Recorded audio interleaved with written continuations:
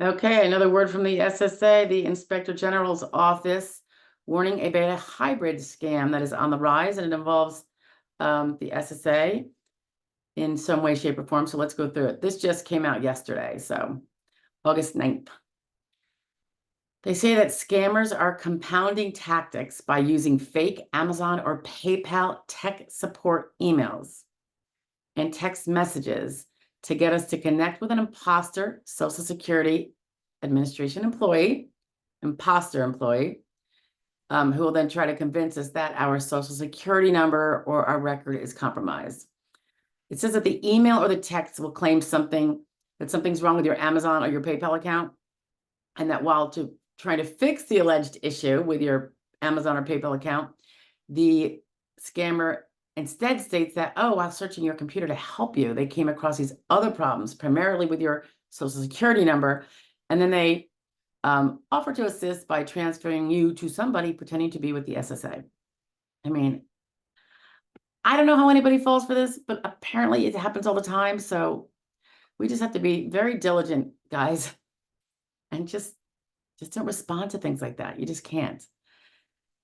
They say, and this is a statement by Special Agent in Charge Anthony Monaco of the SSA Office of the Inspector General Major Case Unit.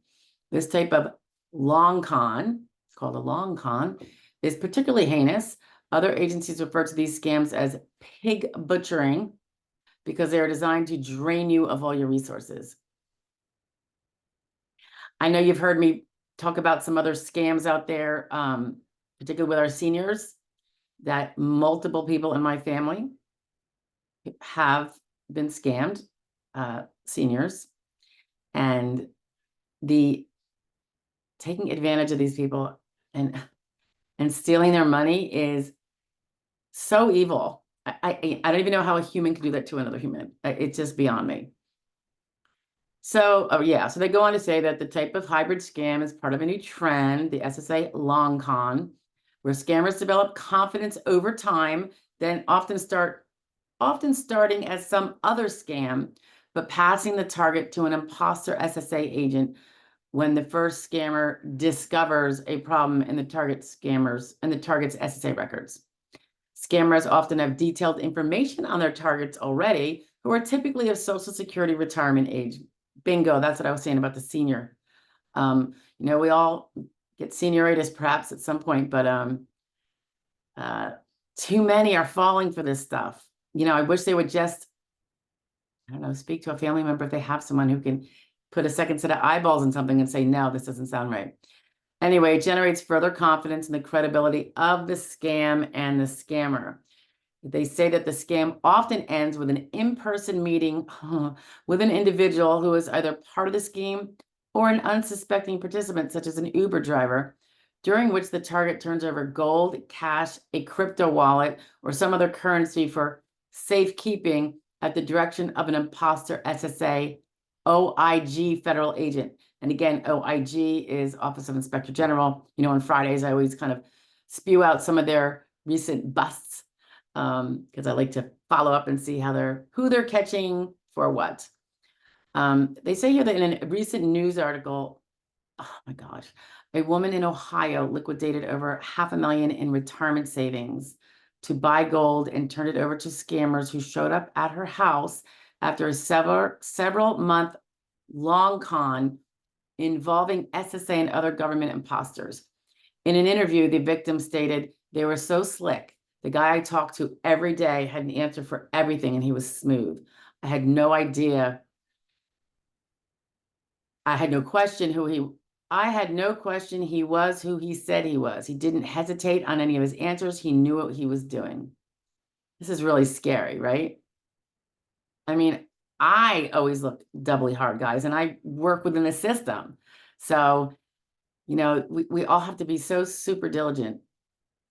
I say when in doubt, not to make everybody paranoid, but assume it's a scam and call the office yourself. Or, your local office, because you're going to know where that number is. Or you can call the 1-800 number, 1-800-772-1213, and find out. They give a link to reporting more scams. Yeah, it's a shame. And I will say that the long con was done on, I would say, I could say 3 of my senior male family members. 3. One might still be going on, but we're not really privy. So gotta be diligent, guys. I'm glad they put this out there though. So at least I'm gonna put this out. Amazon, PayPal, tech support, emails of any kind, don't even do it. Don't even do it. Always go right to the site. Don't call anyone on the phone. We were getting a kick out of, my husband was getting a text from someone who just accidentally texted him. And no, this is not like some chickie trying to, believe me, it's nothing like that. Nothing like that we would even care about. But then was trying to get him to go on WhatsApp, and he was playing along because we're kind of having getting a kick out of it on our deck when we were just hanging out a couple weeks ago. And this person is really very trying to keep this texting relationship going, then wanting to make it phone calls. Again, we knew it was a person's attempt to start grooming. We're just curious as to what this evil-minded person, what kind of taxes they would take. He eventually got really tired of it though, and he's like, I'm not going to go on the WhatsApp, and I'm not that. So kind of followed the trail there. But my husband's he's younger than me. He's my jailbait. So, you don't have to be old. They're doing it all over the place. It just seems that our seniors are not privy to the fact that there is such evil out there, and particularly in the area of tech. And because they don't understand tech very well, it's easy to fall for, because someone who sounds like they know what they're doing, like that one lady said from Ohio, the person is very prepared to do this. They're well-trained groomers. It's bad. Anyway, I ramble, but that's how I feel about the fraud against our seniors and our disabled people. It infuriates me. I'll talk to you guys later. Bye.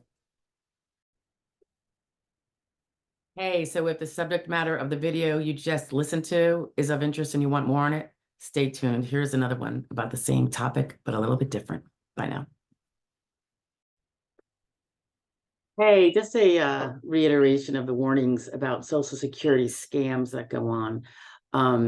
The Inspector General has put out, numerous narratives, explaining current scams that are going on.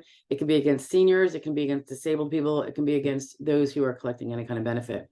One thing that he recently wrote out, and I'll attach the URL at the end of this, is about if you get a communication that says you're ready for a benefit increase, don't take heed. They say that is criminals doing that.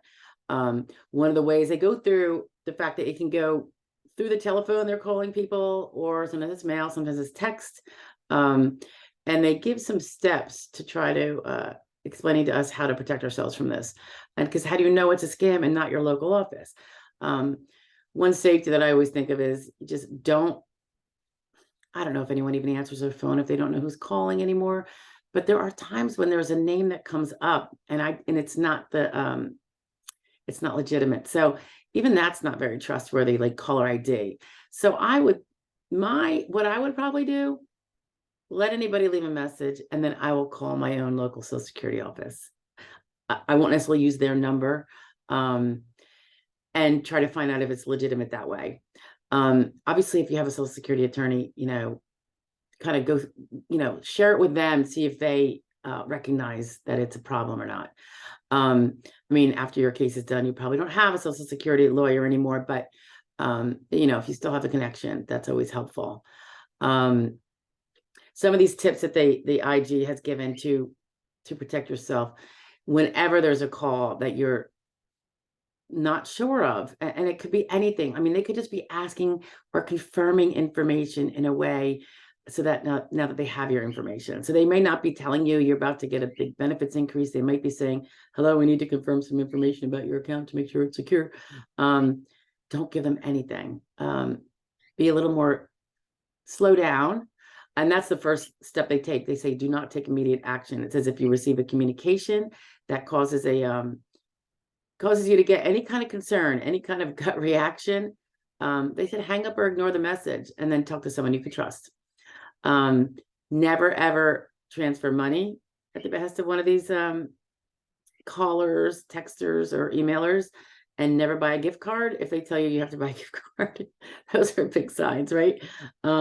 They really encourage all of us to be skeptical. They said scammers will sometimes transfer your call to a government official or law enforcement officer, or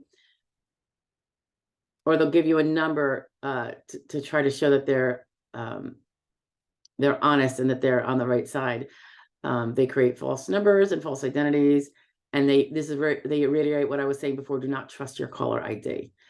They urge us to be cautious of any contact claiming to be from a government agency or law enforcement, telling you about a problem you don't recognize, or if it's an unsolicited offer. Do not provide your personal information, even if the caller has some of your information. And that's really important to know. Just because they have some of your information doesn't mean they're legitimate.